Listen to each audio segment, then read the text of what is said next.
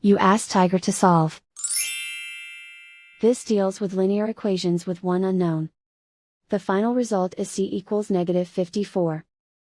Let's solve it step by step. Group all constants on the right side of the equation. Add 86 to both sides. Simplify the arithmetic.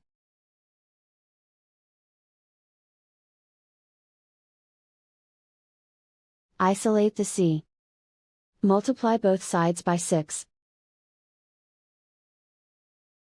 Group like terms. Multiply the coefficients. Simplify the fraction.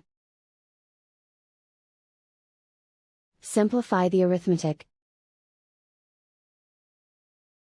And so the final result is c equals -54.